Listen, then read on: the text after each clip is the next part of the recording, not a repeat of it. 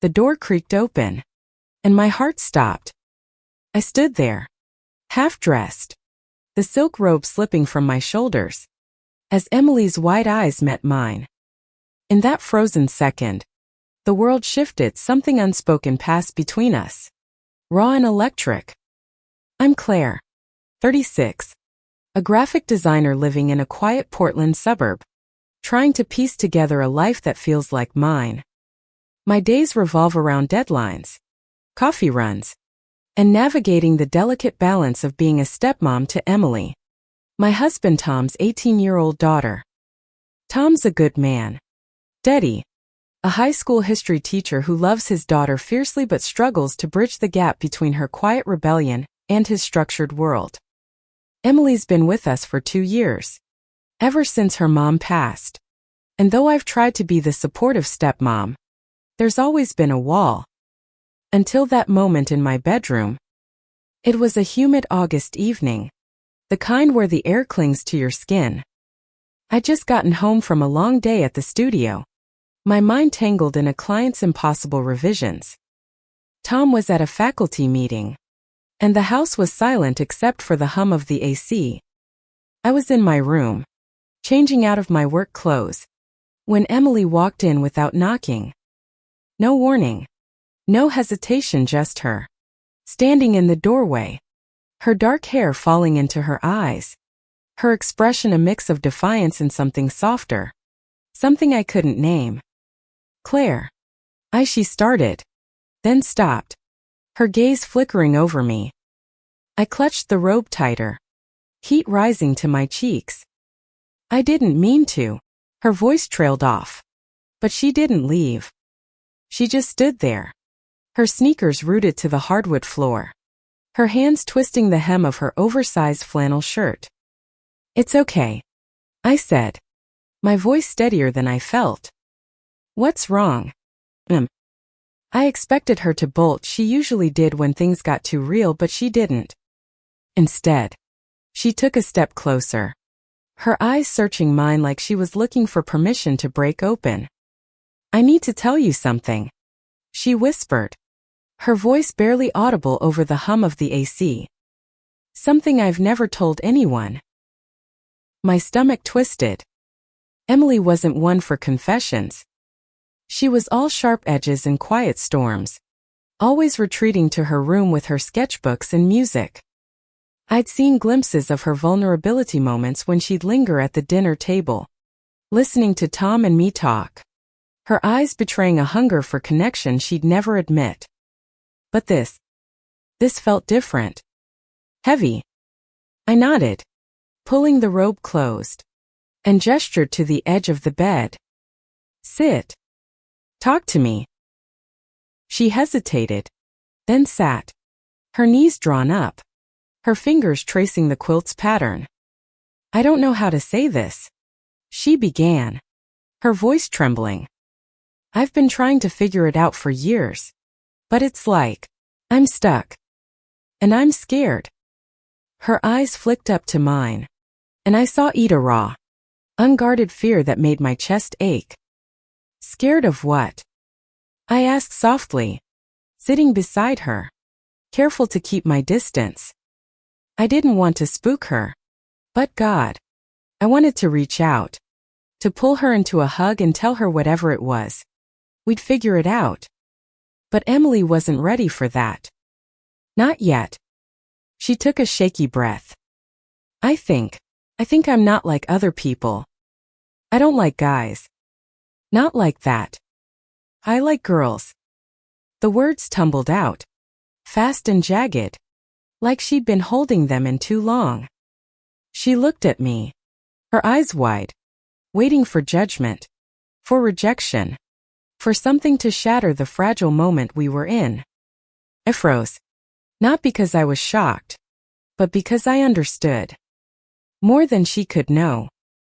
I'd spent my 20s wrestling with the same truth, hiding it from every enemy family, my friends, even myself, until I met Tom and convinced myself I could fit into a life that felt safe. But safe isn't the same as whole. And looking at Emily, her vulnerability laid bare, I felt my own walls start to crack. "Emily," I said, my voice thick. "That's okay. It's more than okay. It's who you are." I reached out, tentative, and placed my hand over hers. She didn't pull away. For the first time in 2 years, she didn't pull away. The room felt smaller, the air heavier, as we sat there in silence. I wanted to tell her everything about the girl I loved in college, about the nights I spent crying because I couldn't be what my parents wanted, about the compromises I'd made to build this life with Tom. But I didn't. This was her moment, not mine. So I listened as she poured out her fears, the bullying she'd faced at school, the crush she had on her best friend, Mia, the terror of telling Tom. Each word was a weight lifted, and I felt the privilege of being the one she trusted. But as she spoke, something stirred in me, something I'd buried deep. Her confession wasn't just hers, it was a mirror, reflecting parts of me I'd tried to forget. And when she looked at me, her eyes soft and searching, I felt a pull I hadn't felt in years. Not toward her, not like that, but toward the truth I'd been running from. That night, after Emily went to her room, I stood in front of the mirror, staring at the woman I'd become. The robe was still on the bed, the air still heavy with her words. I didn't sleep. Couldn't. Because Emily's truth had cracked open my own, and I knew nothing would be the same. The next morning, the kitchen felt like a stage, each of us playing roles we weren't sure of. Emily sat at the counter, picking at her cereal, her eyes darting to me when she thought I wasn't looking. I busied myself with coffee, the familiar routine a shield against the questions swirling in my head. Tom shuffled in, his tie loose, his smile tired but warm. "Morning, ladies," he said, oblivious to the undercurrent between Emily and me. I forced a smile, pouring him a mug. But my mind was elsewhere in Emily's confession, on the way her voice had trembled, on the way it had stirred something in me I wasn't ready to face. "Claire, you okay?" Tom asked, his brow furrowing as he took the mug. I nodded, too quickly, and turned to the sink. Emily's spoon clinked against her bowl, the only sound in the room. I could feel her watching me, waiting for a sign that last night wasn't a dream, that I hadn't changed my mind about accepting her. I wanted to say something, to bridge the gap, but the words stuck. Instead, I grabbed my keys and muttered about a client meeting. "I'll be back for dinner," I said, avoiding Emily's eyes. As I drove to the studio, the Portland skyline blurred through my windshield, my thoughts a tangle of guilt and longing. I told Emily it was okay to be herself, but could I say the same for me? At the studio, I buried myself in work, sketching logos that felt hollow. My phone buzzed with a text from Emily. "Thanks for listening. Can we talk again?" My heart clenched. I typed a quick of course and hit send before I could overthink it. But the truth was, I was terrified. Not of her, but of what her honesty was forcing me to confront. That evening, I found Emily in the backyard, sitting on the old swing Tom had built when she was a kid.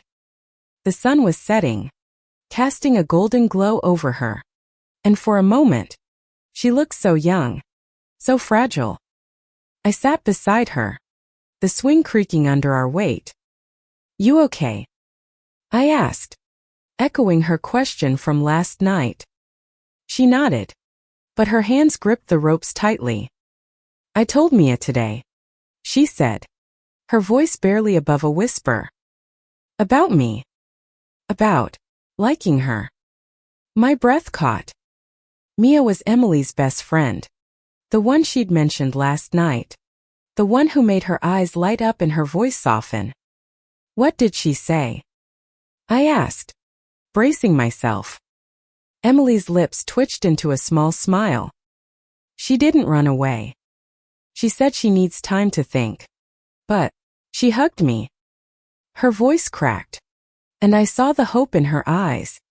Fragile but fierce. I wanted to hug her, to tell her how brave she was. But I hesitated. My own past was clawing its way to the surface memories of Sarah. My college love. The one I'd let slip away because I was too afraid to fight for her. You're incredible. I said instead, my voice thick. You're braver than I ever was. She looked at me, surprised, and I realized I'd said too much. But before I could backtrack, she reached out and squeezed my hand. Thanks, Claire, for getting it. That night, as Tom slept beside me, I lay awake, staring at the ceiling. Emily's courage was a mirror, reflecting my own cowardice. I'd married Tom because he was safe, because he loved me, because I thought I could outrun the part of me that still ached for Sarah. But Emily's confession, her raw honesty, was unraveling the life I'd built. I didn't know if I could keep pretending not for Tom, not for myself. The next day, I found myself scrolling through old photos on my laptop, pausing on one of Sarah and me at a college art show. Her laugh, her wild curls, the way she'd made me feel Alevite all came rushing back. I slammed the laptop shut, my heart racing. I couldn't do this. Not now. Not when Emily needed me to be her rock. Not when Tom trusted me to be his partner. But the truth was relentless. It followed me to the grocery store, to the studio, to the quiet moments when I caught Emily watching me, her eyes full of questions she didn't ask. And then, a week later, it happened again. She walked into my room, this time on purpose, her expression determined. Claire, I need your help, she said, her voice steady despite the tremble in her hands. Mia wants to talk, but I don't know what to say. I'm scared I'll mess it up. I nodded, swallowing the lump in my throat. Helping her meant facing my own truths, but I couldn't let her down. Not now. We sat in the living room, the late afternoon light filtering through the curtains, casting shadows on the hardwood. Emily clutched a mug of tea, her fingers trembling slightly as she recounted her conversation with Mia. She said she likes me too, Emily whispered, her eyes bright with a mix of joy and fear. But she's scared. Her parents, they're not like you and Dad. I nodded, my heart aching for her. Mia's parents were conservative, the kind who went to church every Sunday and expected their daughter to follow a certain path. I knew that fear, the suffocating weight of expectations, the dread of disappointing those you love. I'd felt it with my own parents, who never understood why I couldn't just be normal. But I pushed those memories aside. This was about Emily, not me. What do I do, Claire? She asked, her voice small. I don't want to lose her, but I don't know how to make this work. I took a deep breath, searching for words that would guide her without breaking open my own wounds. You be honest, I said finally.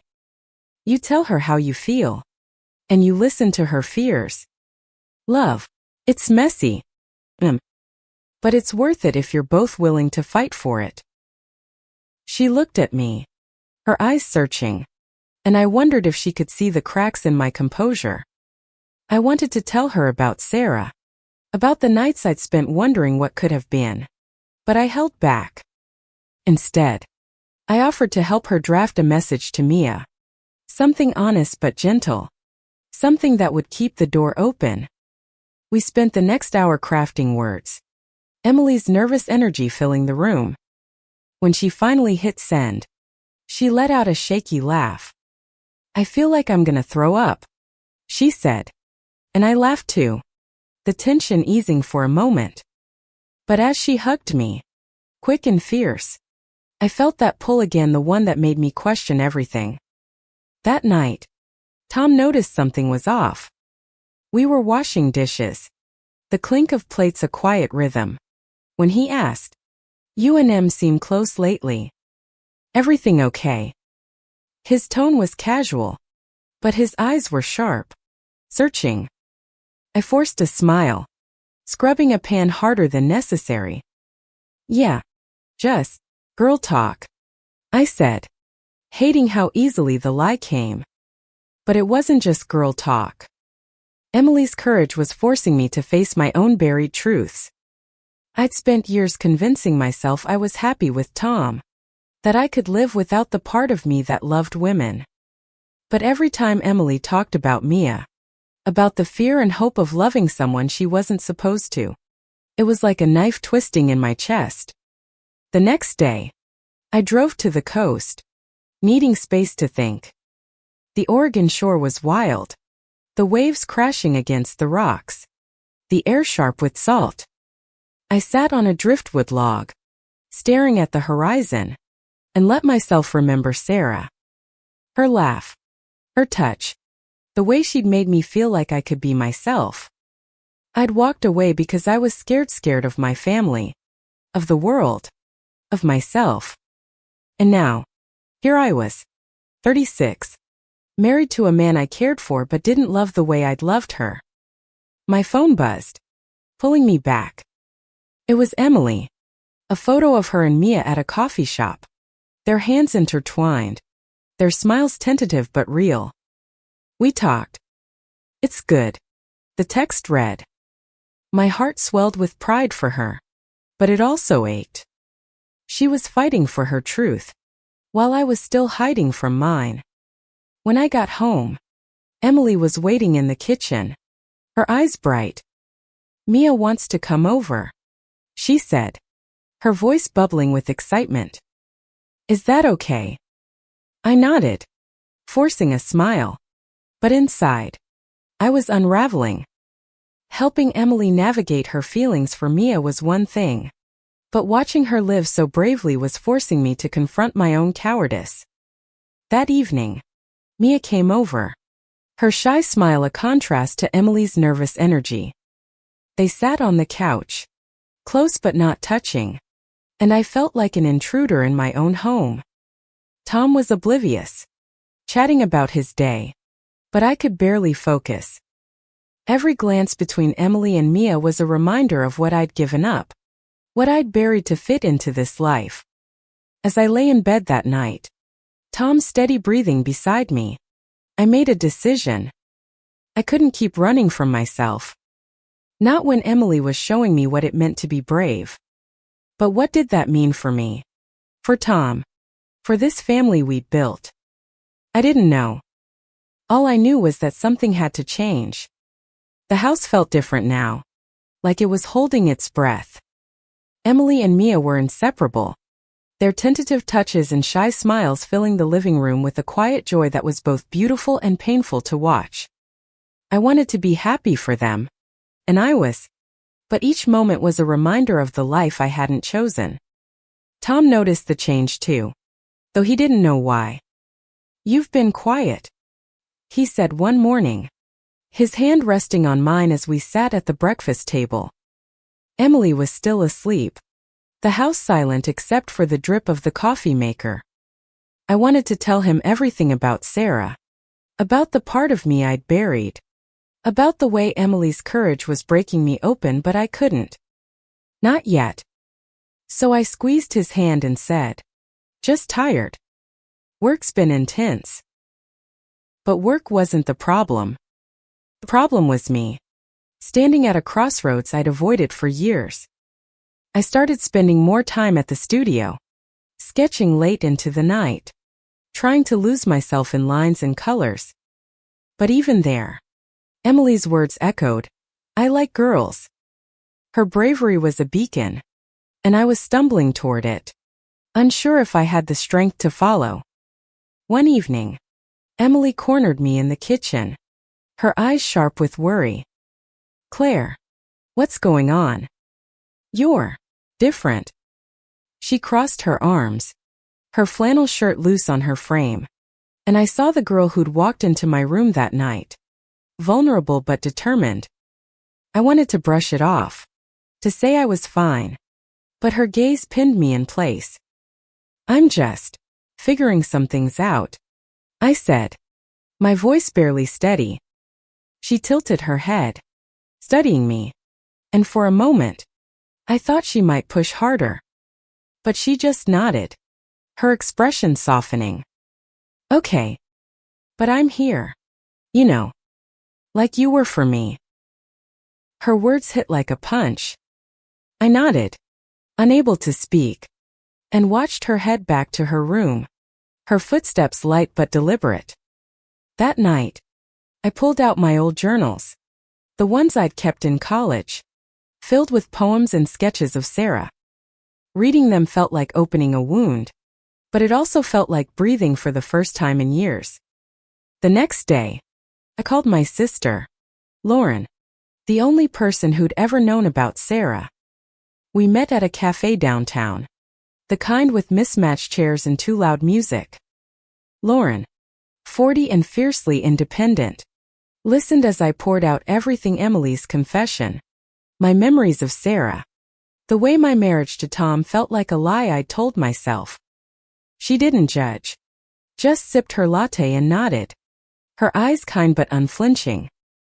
You've been running from this for a long time, Claire, she said finally. What do you want? Not what's safe. Not what's expected. What do you want? I didn't have an answer. Not yet. But her question lodged itself in my chest, refusing to let go. When I got home, Tom was waiting, his expression serious. We need to talk, he said, and my stomach dropped. Had he sensed it? Did he know? We sat on the couch, the same one where Emily and Mia had been laughing just days before, and he took my hand. I know something's wrong, he said, his voice gentle but firm. And I know you're not telling me what it is. I opened my mouth to deny it, but the words wouldn't come. Instead, tears welled up, and I hated myself for them. Tom, I started, but I couldn't finish. How do you tell the man you married that you're not who he thinks you are? That you're not who you thought you were? He waited, his patience a weight I didn't deserve. Finally, I said, I need time to figure myself out. His face fell, but he nodded, his hand tightening around mine. Okay, he said, his voice thick. But don't shut me out, Claire. Please. That night, I lay awake, the journal open on my lap, Sarah's name staring back at me. I didn't know what came next, but I knew I couldn't keep pretending. Emily's courage, Mia's tentative love, Lauren's question, they were all pushing me toward a truth I couldn't ignore. But the cost of that truth terrified me. What would it mean for Tom? For Emily? For the life we'd built? I didn't know. But I was running out of time to find out. The days that followed were a tightrope walk. I moved through the house like a ghost, careful not to disturb the fragile balance of our family. Emily and Mia were growing closer, their laughter a constant hum in the background, and I envied their ease, the way they were carving out a space for their love despite the world's judgment. Tom was quieter too, watching me with a mix of concern and distance. We still shared meals, still kissed goodnight, but there was a crack in the foundation, and we both felt it. I wanted to fix it, to be the wife he deserved. But every time I looked at Emily, I saw the truth I'd buried. I saw Sarah's face, her smile, the life I'd walked away from. One afternoon, I found Emily in her room, sketching in her notebook. She looked up, her pencil pausing, and smiled. Mia's coming over later, she said, her voice light. We're gonna watch a movie. Wanna join? I hesitated, then nodded. Maybe being around them would ground me, remind me why I was fighting to keep this family together. The movie night was simple popcorn, A cheesy rom-com. The three of us on the couch. Mia sat close to Emily, their hands brushing, and I felt a pang of something I couldn't name. Not jealousy. Not exactly. But a longing for the freedom they were claiming. Halfway through the movie, Emily leaned over and whispered, "Thanks for being cool about this, Claire. It means a lot." I smiled, but my throat tightened. If only she knew how much her courage was breaking me. After Mia left, Emily lingered in the living room, her expression serious. "Claire, can I ask you something?" she said, her voice low. I nodded, bracing myself. "Have you ever loved someone you weren't supposed to?" The question hit like a wave, pulling me under. I wanted to lie, to say no, but her eyes held mine, and I couldn't. "Yes," I said finally, my voice barely audible. "A long time ago." She tilted her head, waiting, but I couldn't go further. Not yet. Instead, I turned it back on her. "Why do you ask?" She shrugged, her cheeks flushing. "Just wondering. You seem like you get it. More than most people." Her words stayed with me, haunting me as I lay in bed that night. Tom was at another faculty meeting, and the house was too quiet. I pulled out my phone and searched for Sarah, something I hadn't done in years. Her name popped up on a gallery website. She was an artist now, living in Seattle, her work vibrant and raw. There was a photo of her, older but still radiant, her curls wild, her smile unchanged. My chest ached, and I closed the tab before I could spiral further. The next day, I made a decision. Called Lauren again, needing her clarity. We met at the same cafe, and this time, I didn't hold back.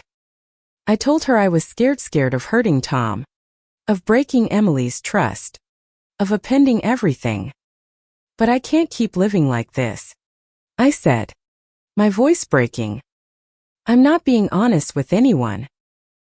Lauren reached across the table, her hand steady on mine. "Then be honest," she said. "Start with yourself. Then Tom. He deserves that. And so do you." I nodded, tears stinging my eyes. But I knew she was right. The truth was a weight I couldn't carry alone anymore. When I got home, Tom was waiting, his expression unreadable. "Claire, we can't keep doing this," he said, his voice low. "You're pulling away, and I don't know why." My heart pounded, but I nodded. It was time. I took a deep breath and said, "Tom, there's something I need to tell you." His eyes widened, but he didn't interrupt. And so, I began, my voice trembling, telling him about Sarah, about the part of me I'd hidden, about the truth I'd been running from for years. Telling Tom was like stepping off a cliff. The words poured out, raw and unfiltered. About Sarah. About my college years. About the part of me I'd buried to fit into the life we'd built. His face was a mask of shock, then pain, as he listened. His hands clenched in his lap. When I finished, the silence was deafening. "Claire," he said finally, his voice hoarse. "Why didn't you tell me?" There was no anger, just hurt, and that was worse. I wanted to reach for him, to erase the pain I'd caused, but I couldn't. I didn't know how. I said, tears streaming down my face. I thought I could make it work. I thought I could be enough. He stood, pacing the living room, his shoulders tense. "And now?" he asked, stopping to face me. "What does this mean for us?" I didn't have an answer, not a clear one. All I knew was that I couldn't keep pretending. Not for him. Not for Emily. Not for myself. "I don't know," I admit it. But I need to figure it out. And I need to do it honestly. Tom nodded, his jaw tight, and walked out to the porch. I didn't follow. I sat on the couch, my hands shaking, the weight of my confession settling over me. For the first time in years, I felt like I could breathe, but the cost was a family I wasn't sure I could hold together. The next morning, Emily noticed the tension. She cornered me in the kitchen, her eyes narrow with worry. "What's going on with you and Dad?" she asked, her voice sharp. I hesitated, unsure how much to tell her. She was 18, old enough to understand, but I didn't want to burden her with my mess. "We're just working through some things," I said, hating how vague it sounded. She crossed her arms, unconvinced. "Is it because of me? Because of Mia?" My heart sank. "No. This isn't about you," I said quickly. "This is about me. About who I am." Her eyes widened, and I saw the pieces clicking into place. "You mean, like me?" she asked, her voice soft. I nodded, my throat tight. "Yeah, like you." For a moment, we just looked at each other. Two women carrying the same truth, the same fear, the same hope. Then she hugged me, fierce and sudden, and I held her back, tears spilling over. "I'm proud of you," she whispered, and I broke, sobbing into her shoulder. The days that followed were a blur. Tom and I talked, sometimes calmly, sometimes not. He was hurt, but he wasn't cruel. He asked questions I didn't always have answers for.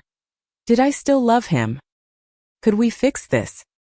I told him I cared for him deeply, but the love I'd felt for Sarah, the love I still felt, if I was honest, was something I couldn't ignore anymore. Emily became my anchor, her quiet strength a reminder of why I was doing this. She and Mia were navigating their own challenges. Mia's parents were less than thrilled, but the girls were determined to make it work. Watching them gave me courage, even as my own life felt like it was unraveling. One evening, I drove to Seattle, telling Tom I needed space. I didn't plan to see Sarah. Not really. But I found myself outside her gallery, staring at her paintings through the window. They were vibrant, alive, just like her. I didn't go in. I wasn't ready. But standing there, I felt a spark of something I hadn't felt in years: hope. When I got home, Tom was waiting. "I don't want to lose you," he said, his voice raw. "But I can't make you be someone you're not." His words were a gift and a wound, and I nodded, tears falling. We agreed to separate, to give each other space to figure out what came next. It wasn't the end. Not yet. But it was a beginning, a painful, necessary one. The weeks that followed were a quiet storm. Tom moved into a small apartment across town, and the house felt too big without him. Emily split her time between us, her loyalty torn but her love unwavering. She and Mia were still together, their bond growing stronger despite the challenges, and I drew strength from their resilience. I started therapy, something I'd avoided for years. My therapist, a kind woman with sharp insights, helped me untangle the threads of my identity. I talked about Sarah, about Tom, about Emily, about the guilt and hope that warred inside me. Slowly, I began to see a path forward, not clear, not easy, but mine. One afternoon, Emily and I sat in the backyard, the swing creaking under us. "I'm proud of you, Claire," she said, her voice steady. "You're being honest. That's what matters." I looked at her, this young woman who'd changed everything, and felt a gratitude so deep it hurt. "You're the one who started this," I said, smiling through tears. You're braver than I'll ever be. She shook her head. No. We're both brave. Just in different ways. Her words settled over me. A balm for the wounds I'd carried too long. We sat in silence. The sunset painting the sky in shades of pink and gold. And for the first time in years, I felt like I was exactly where I was supposed to be. I didn't see Sarah again. Not yet. But I wrote to her. A short email. Just to say I was sorry. That I'd never forgotten her. She wrote back. Her words kind but distant. And I realized that wasn't the point. The point was me. Living my truth. Not chasing a past I couldn't reclaim. Tom and I stayed in touch. Navigating our new reality with care. He was dating someone new. A colleague. And though it stung, I was happy for him. He deserved love. The kind I couldn't give him. Emily thrived. Her relationship with Mia a bright spot in the chaos. She applied to art school. Her sketches filled with a confidence I hadn't seen before. One evening, as I sat in my studio, sketching a design that felt like it came from my soul, I realized something. Emily's moment in my room, her confession, hadn't just changed her life, it had saved mine. It had forced me to face myself, to choose honesty over fear, to build a life that was true. It wasn't perfect, and it wasn't easy, but it was mine. I looked at the sketch. A swirl of colors that reminded me of the Oregon coast, of Sarah's paintings, of Emily's laughter. I titled it Begin Again, and as I pinned it to the wall, I felt a weight lift. This was my story now, not one of hiding, but of becoming. And as I stepped back, the light catching the colors, I knew I was finally home.